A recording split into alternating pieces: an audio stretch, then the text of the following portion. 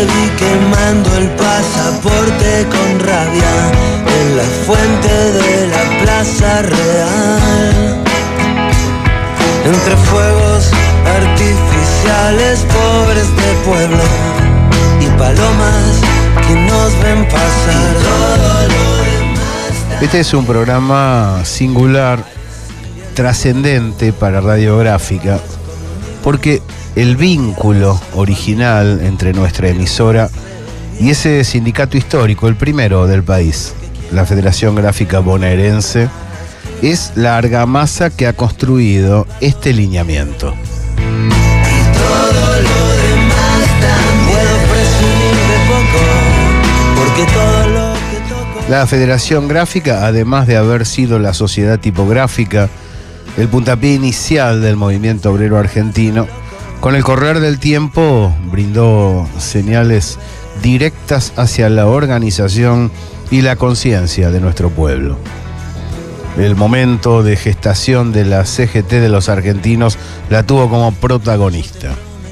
Hoy, después de mucho bregar con todo lo que ha ocurrido en esas décadas, como usted bien sabe, está desarrollando la Corriente Federal de Trabajadores. El juego era evidente y en la frente me escribí tu nombre por primera vez. Todo lo demás puedo. Por eso, porque la gráfica, la 89.3, mira el mundo desde aquí, orientado en buena medida por el andar del sindicato gráfico, vamos a dialogar con su referente.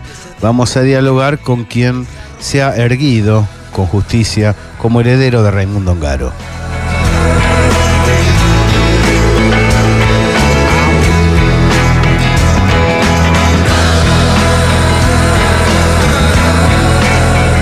Estamos en el 4116-2848, en el WhatsApp 1523087945. Les habla Gabriel Fernández, está Ale Vargas en la producción, Julián Pelliza en los controles. Que se dobla con el viento y se rompe. Esta es una producción del conjunto del área periodística y las tiras de la emisora. Vamos a hablar con Amichetti. Acompáñanos, porque nosotros estamos con vos. Me da la gana de sentirme acompañada para el resto de mi vida. FM 89.3, Radiográfica.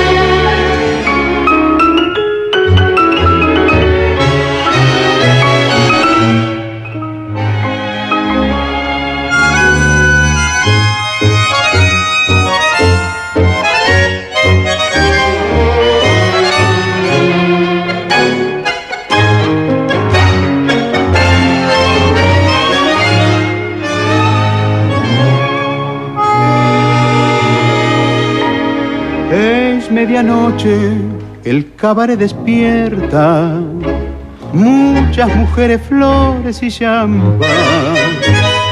Va a comenzar la eterna y triste fiesta de los que viven al ritmo de un gotán. 40 años. Le damos la bienvenida al secretario general de la Federación Gráfica Bonaerense y orientador motor de la Corriente Federal de Trabajadores, Héctor Amichetti. ¿Cómo estás, Héctor? Gabriel Fernández te saluda. Hola, Gabriel. Buenas tardes. ¿Cómo estás vos? Un placer poder charlar con vos en esta tarde de la gráfica. A ver, vamos arrancando. Vos sabés que la gente se fue conectando cuando anunciamos el especial y van diciendo cosas, preguntando, pero antes que nada me gustaría que le cuentes a los amigos que están escuchando sobre el origen de la corriente, sobre la idea que llevó a un grupo importante de sindicatos forjar esta vertiente que hoy es protagonista en la CGT. Bueno, la corriente no nace con la idea de crear una estructura más, sino fundamentalmente de rescatar una concepción sindical que tiene que ver con un sindicalismo absolutamente comprometido con un proyecto de país, y esta es parte de nuestra historia del movimiento obrero, ¿no? Que se apoya, digamos, la experiencia de lo que fueron las CGT regionales con el programa de la falda, que hace muy poquito se cumplió un aniversario, 50 años digamos, del lanzamiento, proclamación de ese programa. Luego Huerta Grande, el 1 de mayo, y el programa de la CGT de Saulo Gualdini cuando fue recuperada la democracia. Es decir, lo que nosotros buscamos es confluir detrás de esa idea de un sindicalismo con un programa, con posiciones con respecto, digamos, a la política económica, con relación a las relaciones internacionales que debe tener el país, y en función de eso después las cuestiones reivindicativas laborales, es decir, con esta idea de que si no somos un país soberano, si no tenemos independencia económica, es imposible alcanzar la justicia social. Con ese espíritu confluimos varios de los grupos de nucleamiento, entre ellos los compañeros que venían haciendo la experiencia en los años 90 del MTA, el grupo de compañeros de la corriente político-sindical federal que habíamos largado el documento en Córdoba, y la asociación bancaria que se sumó ya prácticamente en los momentos en que venía el proceso de unificación de la CGT. Hiciste una mención a las regionales, ¿no? De entradita nomás yo recuerdo el énfasis puesto en la federalización de la vertiente. Sí, fundamental, porque de esa historia también que nosotros intentamos rescatar con todo su contenido tan rico en luchas y en propuestas, también rescatamos fundamentalmente que surgió desde el interior al centro, que muchas veces en la historia de nuestro movimiento sindical, muy marcada por supuesto con la experiencia peronista, las estructuras nacionales no siempre fueron las que impusieron este tipo de dinámica, ni las que impulsaron los grandes programas del movimiento obrero, sino que surgieron de regionales de la CGT, de seccionales de los grandes gremios. De hecho, esto que hablamos de la falda, que fue el primer antecedente de una CGT con programa, surgió en el año 57 con la normalización de la primera regional después del golpe del 55, que fue la de Córdoba, y una gran convocatoria en la falda a otras regionales que se iban normalizando ese mismo año que habían nacido las 62 organizaciones, pero que los gremios nacionales en cierta medida eran recelosos de ver esto que surgía desde el interior, ¿no? Luego, por supuesto, esta experiencia se repitió con la CGT de los argentinos, con mucha fuerza en el interior. Digamos que el federalismo en lo sindical ha tenido un peso muy fuerte a lo largo de toda la historia de la resistencia. Y mencionaste el peronismo, ¿no? Hace poco publicamos un material tuyo muy, muy atractivo, que además ironizaba Solón, qué grande sos, ¿no? Qué complejidad que implica el peronismo como movimiento de liberación nacional, ¿eh? Porque claro, tenemos el panorama de lo realizado entre el 45 y el 55, de lo realizado entre el 2003 y el 2015, es decir, inyección industrial, derechos ampliados, presencia del trabajador en la vida pública, pero también están las objeciones que se nos hacen, ¿no? Cuando se dice, bueno, pero el menemismo también surgió de allí. Qué difícil narrar el peronismo, comprender el peronismo y al mismo tiempo desempeñarse en las filas del peronismo tratando de alzar banderas potentes. Sí, yo creo que siempre hay que ir al origen, es imposible analizarlo en el tiempo si no vemos desde dónde nació el movimiento, ¿no? Es decir, esta idea de que para poder ejercer el poder a favor de las mayorías es necesario hacer una revolución, y en cierto modo el 17 de octubre del 45 fue el primer paso de una revolución. Es impensable creer que podíamos tener una elección con la tranquilidad que tuvimos en 24 de febrero de 1946, cuando fue rubricado a través del voto el apoyo al peronismo, si no hubiera habido un hecho de sublevación popular como fue el 7 de octubre del 45. Eso fue lo que generó una fuerza absolutamente necesaria frente a los poderes oligárquicos. En ese momento estaban todos para sacar del mapa a Perón, ¿no? Es decir, ponerlo preso y sacarlo de la vida política. Entonces yo creo que es fundamental tomar como base eso, es decir, generar un hecho de poder que después permitió tener una experiencia democrática como la que tuvimos entre el 45 y 55, que yo creo que nos marca hasta nuestros días. Es decir, cuando caracterizamos, calificamos qué es para nosotros una democracia, bueno, volvemos a ese periodo porque es donde más poder tuvo el movimiento para poder avanzar, para generar reivindicaciones en lo económico, en lo laboral, que están marcadas hasta nuestros días, digamos. Pero digamos fundamentalmente por la participación del pueblo en el ejercicio del poder a través de sus organizaciones, de pasar a tener sindicatos con mucha fortaleza, representantes del movimiento obrero en los ministerios, agregados laborales en las embajadas, es decir, organización con participación, democracia participativa y popular. Por supuesto que después los vaivenes del peronismo, si uno va analizando la historia, tienen que ver con retrocesos que en general nos provoca también el poder oligárquico a través de hechos violentos, ¿no? Porque en definitiva, es decir, el golpe del 55 nos provocó un retroceso enorme, nos obliga a 18 años de resistencia, y cuando hay retrocesos, por supuesto que hay sectores dentro del movimiento que buscan a lo mejor vías más pragmáticas, formas de mantener algo de lo que había sido esas reivindicaciones del peronismo, y ahí vemos distintos matices, ¿no? La resistencia misma, tuvimos de las expresiones de luchas, digamos, con una entrega total, hasta a dirigentes que querían crear un neoperonismo, que entendían de que era necesario llegar a algún entendimiento con poderes que son enemigos de la filosofía, del pensamiento, de los ideales del peronismo, como ocurre hoy en día. Es decir, eso hemos quedado marcados como movimiento. Uno escucha hoy dirigentes del movimiento peronista y a veces del movimiento sindical que entienden de que realmente se puede haber un entendimiento con el proyecto que está en el gobierno. Y muchos otros pensamos y estamos absolutamente convencidos de que no hay ninguna posibilidad de conciliación entre dos proyectos que a lo largo de la historia han sido totalmente opuestos, irreconciliables, ¿no? Ahora te voy a preguntar por eso y nos vamos a zambullir en la actualidad, pero antes, ¿qué balance haces del rol de Juan Domingo Perón específicamente?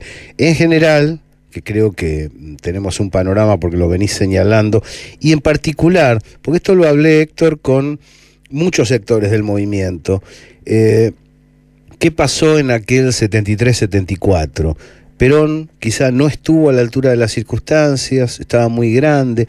¿Qué evaluación haces en general de la figura de Juan Domingo Perón y de ese momento de quiebre donde hay sectores del movimiento que van hacia un lado y otros hacia otro? Yo creo que en principio llegamos al 73 por una resistencia popular muy grande y por una capacidad de conducción que demostró Perón que era inigualable, es decir, y que hoy en día la extrañamos, es decir, la necesidad de que un gran conductor sea capaz dentro de una etapa histórica de poder unir a sectores con distintas formas, distintas metodologías, distintas concepciones, y en definitiva, si uno ve el núcleo duro de la resistencia, se expresaba a lo mejor en 1 millón o 2 millones de argentinos dispuestos a todo. Fueron los que votaron en blanco contra la reforma constitucional del 57, los que acompañaron a Flamini en el triunfo del 62, pero Perón con la conducción logra que la elección de Cámpora en el 73, cuando recuperamos la democracia,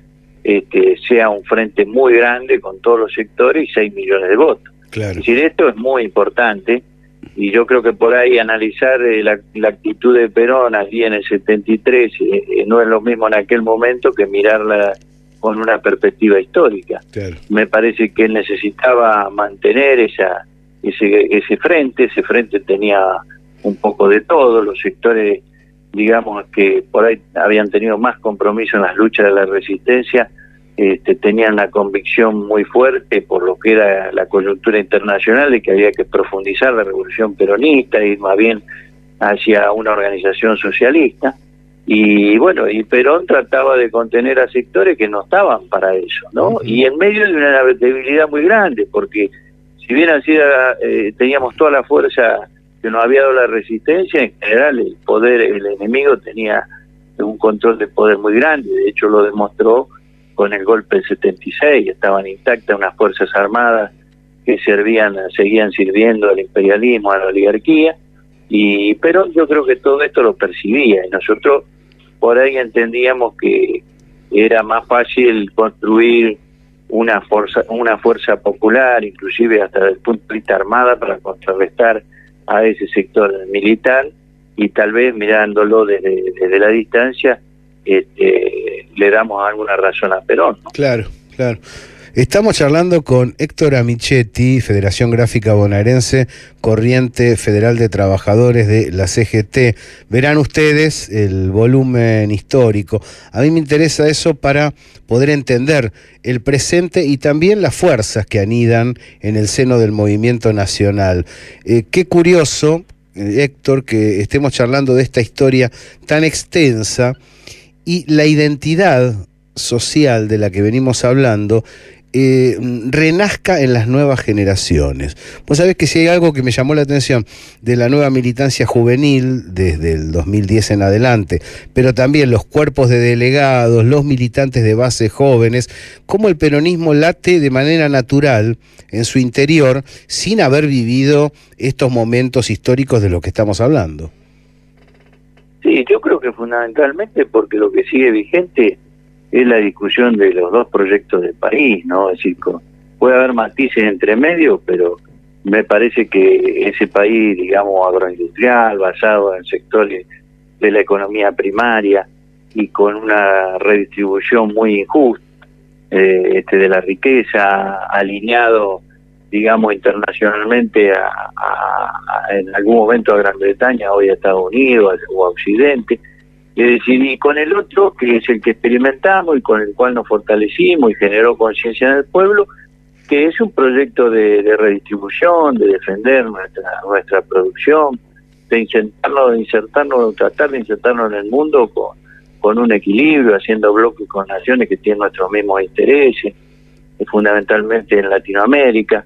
Parece que estos dos proyectos están, digamos, vigentes a lo largo de la historia, y por más que nos quieran vender, digamos, de que acá hay una realidad totalmente nueva y compleja en el mundo, creo que se repite. Tal vez la conformación de esa oligarquía que quiere un proyecto muy concentrado en sus intereses en un sector, hoy tenga otra configuración, es poderosa en el sector financiero como tal vez no lo era antes. Pero realmente yo creo que ahí lo que está planteado son los dos proyectos de país. En el proyecto de país que defendemos nosotros, la fuerte experiencia del peronista nos marcó a fuego, y creo que el hecho de que el kirchnerismo la haya rescatado de la historia y haya tenido 12 años en condiciones totalmente difíciles, pero que haya tratado de reimplantar ese proyecto de país, ha generado conciencia en una nueva generación, que eso me parece muy importante porque nos para con mucha fortaleza hacia el futuro, más allá de la coyuntura difícil que estamos transitando, ¿no? Uh-huh. Estamos charlando con Héctor Amichetti. Héctor, te propongo una cosa, hacemos un alto 5 minutitos para ir a la tanda y nos reencontramos ya zambullidos de pleno en la actualidad nacional e internacional. ¿Puede ser? ¿Cómo no? Bien, bien, sí. Para Buenos Aires, el mejor aire te lo ofrece Radiográfica. Radiográfica FM 89.3 para todo el mundo.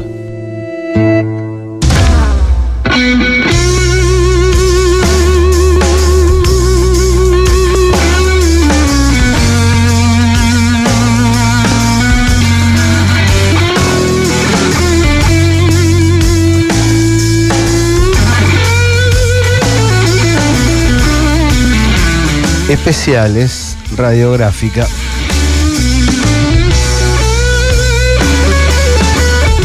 ...893 www.radiografica.org.ar.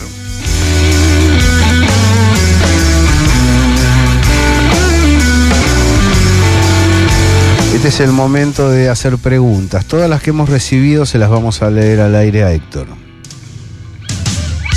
En las arenas bailan los remolinos.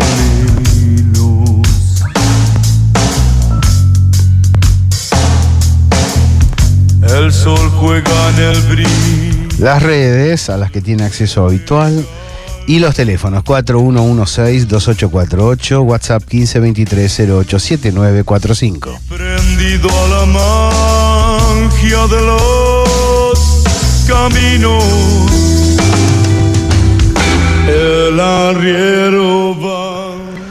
Bueno, Nehuen Guasu, María Pía Chesino, Úrsula Asta, Leo Delgado Dots, gracias Leo y los amigos de Vientos, hoy con la gente de Asia TV, mis queridos amigos Ivonne y Marcelo aquí en el estudio, un gran momento pasamos. Alexis Quemero, Martín Bravo presentando la última producción del taller televisión de la Señal Medios con AGN y Sindical Federal, Edith Medina, Juan Francisco Soto, Miriam Martínez, Camilo Porto Rojas, Leandro Martín Macia, saludos a vos, a los laboralistas, a Hernán, Silvia Okotolovich, Carlos de Flores, Karina Saldívar, Eduardo Gazola.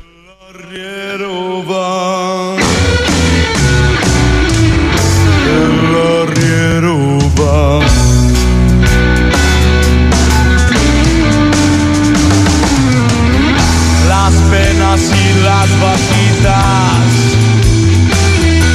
se van por la misma senda. Las penas y las vaquitas. Con Divididos vamos a la pausa y retomamos el diálogo con Héctor. Por la misma senda.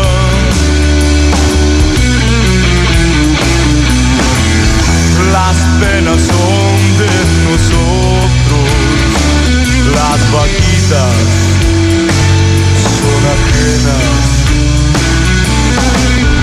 Las penas son de nosotros, las vaquitas.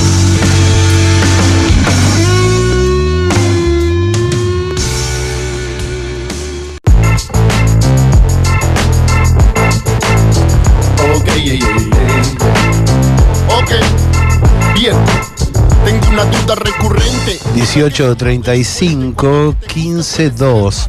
Usted está disfrutando vivo, directo, viernes, tarde, noche, el especial de la gráfica. También lo puede estar disfrutando el fin de semana en la reiteración. Patrullero y vos cerrás la boca por miedo a la mera otra bota o porque gana más y te hace de idiota que de patriota. Julián Pelliza en los controles, Ale Vargas en la producción. Les habla Gabriel Fernández. Rumba al suelo y las hormigas conspiran. Bien, y ahora que el lema es sálvese quien pueda. Se salvan la vida a costa de... El área periodística y el área técnica juntas a las tiras para brindarle la mejor información y el análisis en estas realizaciones comunes de la emisora. En el primer mundo, estadistas y gremios coordinan su imperio y el hombre promedio a fin de mes padece estrés y nervios. Se burlan del empleado resignado a perder, a cobrar centavos con tal de pagar el alquiler. Cotiza el sistema, millones en papel moneda viajan para Suiza y vuelven limpios como ropa nueva. Mi problema no es tu dinero, que ojalá te llueva, es que en tu cajero mueran mis hospitales y escuelas. Veo estrategas, monopolios y asedio. Es la realidad, es otra propiedad de los medios. Unos se salvan en su ignorancia, otros peleamos, supongo que da lo mismo. Gracias, Lucio. Pedro Averastain Ponte, Rafael Ton, ambos desde la ciudad de La Plata. Entre tantos amigos que se van comunicando, Cristian Gustavo Cejas, Nicolás Mafia, la gente de los equipos de investigación de La Señal y los amigos del taller. La vida a costa de la pena ajena fuera. Y obreros matan obreros, velo. Héctor Amichetti nuevamente al aire, segundo tramo de este diálogo. Héctor, antes de arrancar, ¿contento con los 8 goles que metieron anoche? Absolutamente, yo creo que es una gran reivindicación de parte de River. La verdad que nos sorprendieron a todos, porque sabíamos que iban a ganar, pero esto fue, me parece... No esperábamos que por tanto. A ver, en el último material que realizás de Análisis Nacional, que está difundido en las redes, Héctor Amichetti, señalás modelo de producción o modelo de renta, modelo de finanzas, ¿no? Es bastante clara la descripción allí en derredor a los espacios económicos sociales que están en juego, que están en disputa en la Argentina. Ahí se traza la línea en este momento, ahí entendés que está la pugna de proyectos. Sí, yo creo que absolutamente, ahí se marca, digamos, por supuesto que con un sector muy beneficiado por este diseño, digamos, macroeconómico, ¿no? Es decir, que lamentablemente vuelve a ser un sector minoritario y muy poderoso, ¿no? Es decir, evidentemente yo creo que el problema central es que hoy no se puede debatir las reivindicaciones sociales y laborales si no tenemos oportunidad de discutir a fondo el diseño económico que tiene este país, ¿no? Y este es un poco el tema que se introduce dentro de la CGT y que por ahí marca las diferencias, ¿no? Me parece que es central pararnos en una posición, digamos, en donde defendamos un proyecto de país, que la economía esté al servicio de la producción, que defienda la industria nacional, el mercado interno, porque si no, no hay manera de defender derechos laborales y si vamos a caer en la otra lógica que viene imperando de que asumió Macri, de que todo tiene que estar supeditado a los beneficios del capital, ¿no? Me parece que ahí hay una situación de fondo que es la que tenemos que tener definiciones cuando actuamos en política o en la lucha sindical. Acá en esa dirección, Leonardo Martín te pregunta, ¿hay riesgo de que la CGT se quiebre? Yo diría que hay que tratar de preservar la estructura Confederación General del Trabajo. Me da la impresión que se está volviendo a una actitud que se ha dado históricamente, ¿no? De que la CGT termina definiendo sus tácticas, pero no tiene una estrategia. Eso, en definitiva, la táctica podría hoy resumirse en que el gobierno encuentra espacio para que se abra una mesa la CGT encuentra espacio para que el gobierno le abra una mesa de negociación, y esa pasa a ser la línea de acción de la CGT. Entonces nos sentamos a ver cómo frenamos hasta donde se pueda una reforma laboral, cómo hablamos del blanqueo de trabajadores, de la cuestión de las pasantías y de las obras sociales, que me parecen temas importantes, pero que es muy difícil encontrarle a ese diálogo una perspectiva positiva para el conjunto de los trabajadores si no abordamos el otro tema, que es que esta política económica hay que cambiarla, ¿no? Claro. Entonces, yo creo que nuevamente se plantea ese escenario en donde una cantidad de organizaciones gremiales entendemos por qué hay que unirnos en base a una cuestión programática, que la CGT debe defender un proyecto de país y que en función de eso tiene que definir una estrategia, y una gran cantidad de gremios que consideran que la CGT debe ir definiendo tácticas en donde por momentos se negocie, por momentos hay que confrontar, ¿no? De hecho, esto en el corto tiempo, digamos, que se ha dado con este gobierno, han ido variando esas dos posturas. Si de repente sentarse a hablar con el gobierno, no sacar nada de la negociación a fin del año pasado, recordemos temas bonos 1.000 pesos, suspensión de despido, y después ir a las luchas en los primeros meses de este año. Una movilización muy importante encabezada por gremios industriales en marzo, un paro muy contundente en el mes de abril, y de allí volver a buscar una vía de negociación. Me parece que esto es lo que nos diferencia y que seguramente se va a poner en discusión en el próximo Confederal, en donde yo creo que ni de uno ni de otro sector se pretende una ruptura, porque creo que el que busca hoy que la CGT se rompa y nos atomicemos las organizaciones sindicales como quieren que se atomicen las fuerzas políticas y todo lo demás, es el gobierno, es el proyecto de la oligarquía que necesitan para poder avanzar con este criterio gradual que está utilizando en los ajustes y en el avance de su proyecto, necesita que estemos todos divididos porque así somos débiles. Entonces, creo que lo que acabas de señalar, queremos hacer el esfuerzo para preservar la unidad, por supuesto, hasta donde más se pueda. Esto responde de algún modo a esta pregunta, pero te la hago igual porque hay una propuesta aquí. Marcos César señala si es posible una nueva CGT conformada por la Corriente Federal y los sectores afines, por la CTA, movimientos sociales y luchadores en general. Si es posible una nueva central obrera. Mira, yo creo que en principio lo que tenemos que ver es que esta compleja realidad no ha impedido de que cuando la situación, digamos, va empujando, digamos, a los sectores más negociadores o que todavía tienen alguna confianza en que del diálogo con el gobierno sale algo, los empuja hacia esta línea, digamos, que llevamos adelante otra serie de organizaciones y sindicatos, que es la de la pelea, la del plan de acción, la de la lucha. Es decir, de hecho, esto es lo que ocurrió en marzo de este año, en abril de este año. Es decir, que la unidad en la acción se da como se dio en otros momentos de la historia también, cuando fueron las grandes luchas que permitieron un avance para frenar dictaduras. Es decir, a mí me parece que no hay que forzar la ruptura de la superestructura, sino que hay que tener, sí, un espíritu de unidad en la acción, y tratar de dar la discusión dentro de las estructuras que tenemos, procurando en lo posible de que no se fragmenten más, ¿no? Es decir, habrá organizaciones con las que hoy no coincidimos, pero a lo mejor dentro de unos meses la propia realidad nos lleva a coincidir, ¿no? Exacto. Entonces me parece que una vez que se producen rupturas grandes en el movimiento obrero, es perjudicial para los propios trabajadores. Pero Aquí, bueno, esto la propia dinámica también lo irá marcando, ¿no? Tal cual. Decir, ¿no? La realidad también define movimientos. Claro. No, por supuesto, claro.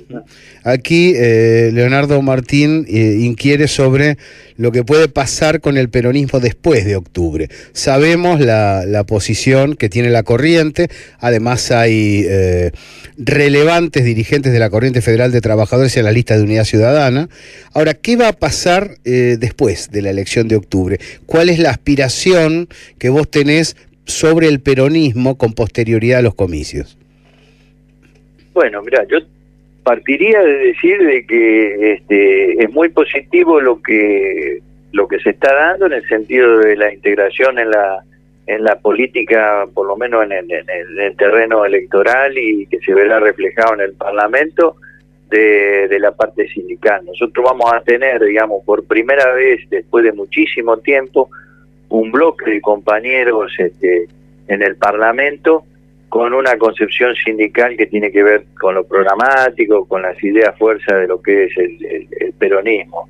Es Walter Correa, es Vanessa, es compañero Abel Furlan, que de la Corriente ya viene como diputado con absoluta coherencia en toda su participación en el Congreso, es Hugo Yasky y algunos otros compañeros más. Es decir, me parece que instalar la idea de un bloque con pensamiento, con ideas, con programa y muy consecuente, que ya lo ha demostrado a través de su trayectoria todos estos dirigentes, tiene un valor enorme, digamos, porque desde allí fortalecemos, digamos, la perspectiva de unidad política, ¿no?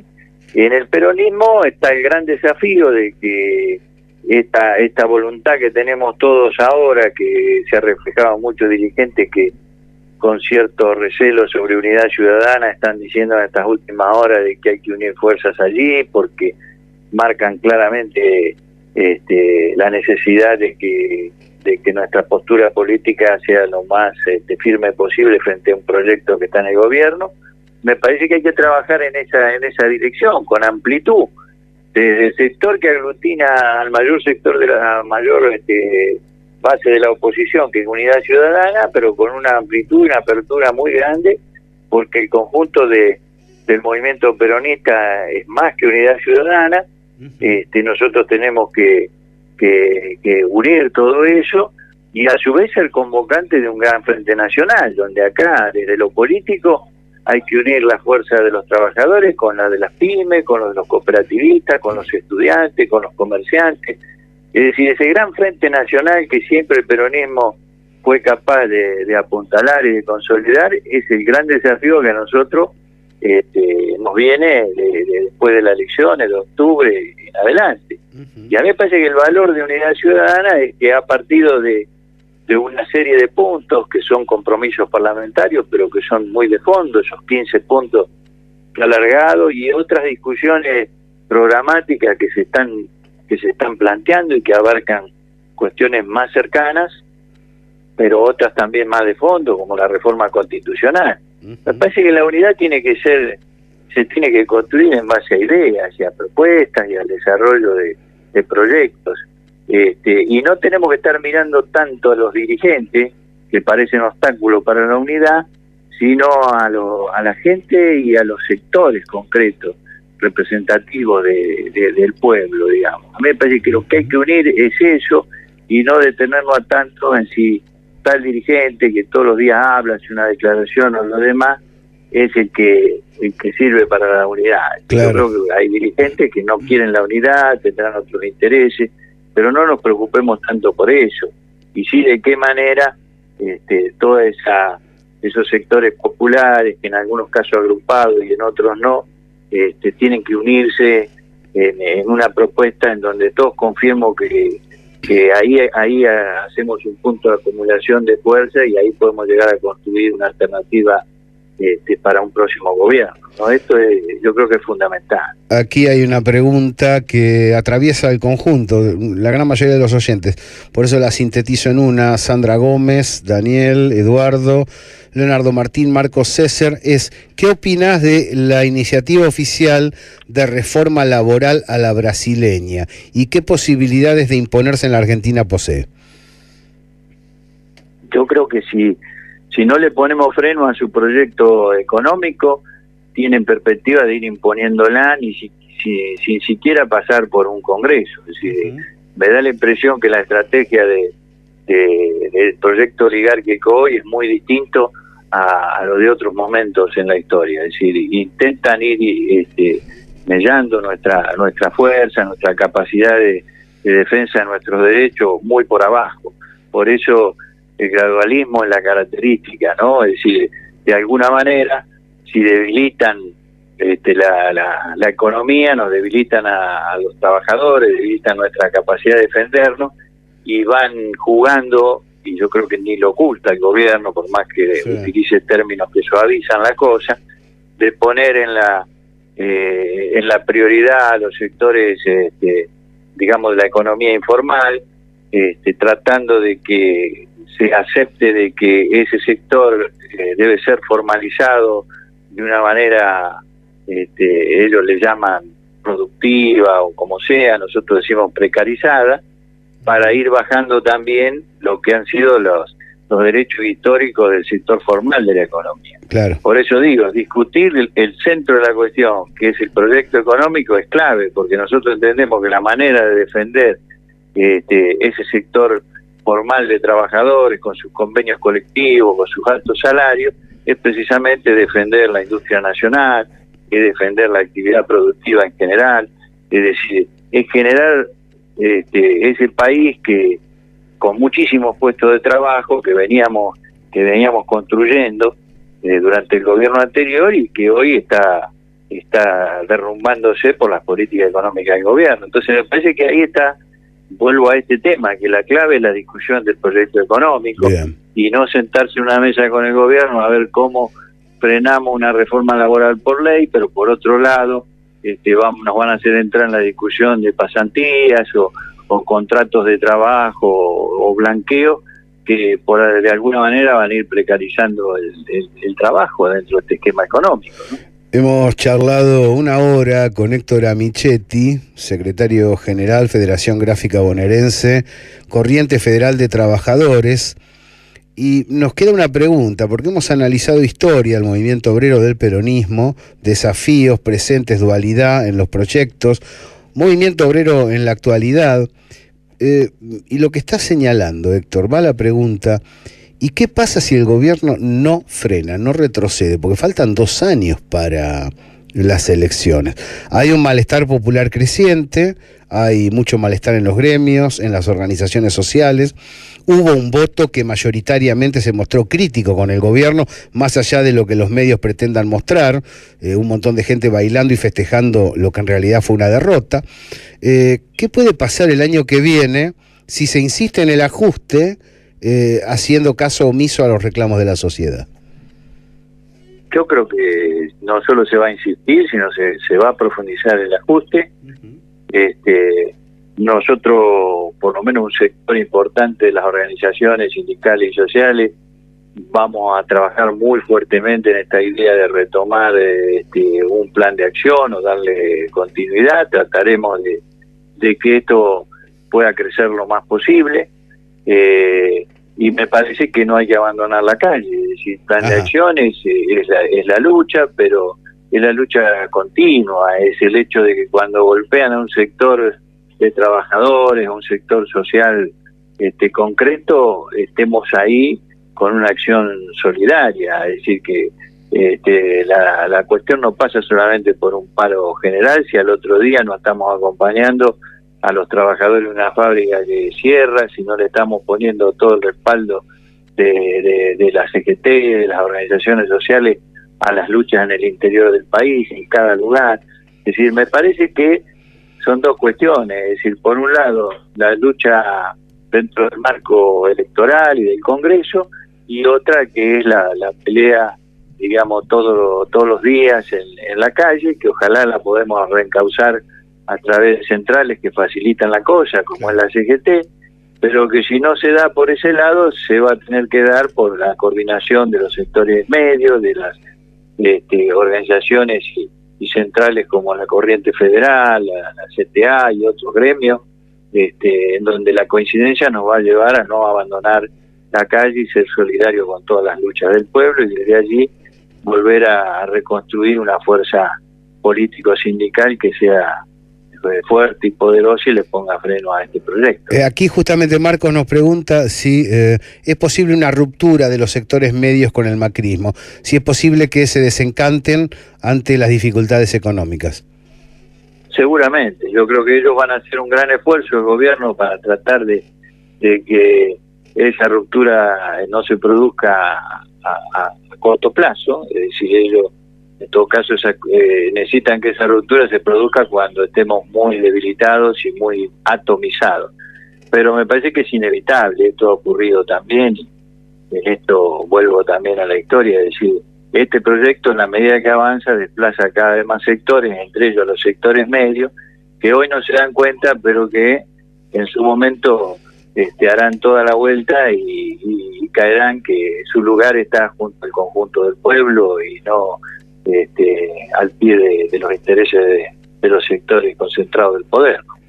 Héctor Amichetti, gracias por estar aquí en tu radio, en nuestra radio radiográfica. Un fuerte abrazo. Un fuerte abrazo, gracias a vos, Gabriel.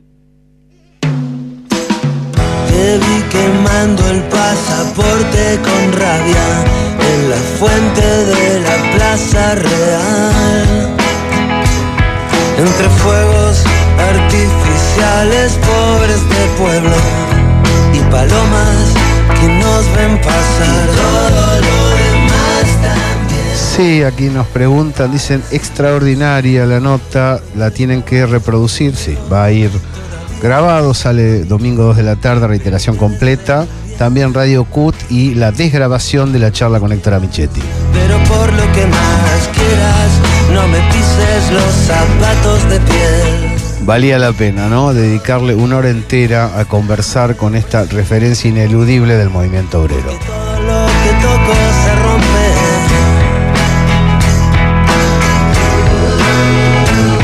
Te presté un corazón loco que se dobla con el viento. Bien, Emiliano Vidal, Leo Delgado Dots, nos siguen llegando preguntas que en esta instancia no vamos a hacer porque ya hemos terminado la entrevista. Gracias por haber escuchado. Para la próxima los anotamos primero. A todos los amigos que están mandando su opinión ahora. Tal vez el fuera de juego era evidente y en la frente me escribí tu nombre por primera vez. Julián Pelliza en los controles, Ale Vargas en la producción y el conjunto de las áreas periodística y técnica mancomunados para brindarle la mejor información y el mejor análisis en la 89.3. Te presté un corazón loco que se dobla con el viento y se rompe. Lo saluda Gabriel Fernández. Este ha sido un gran especial de nuestra emisora. Gracias por acompañarnos. Siga en la 89.3. Yo te prometí hacer deporte, pero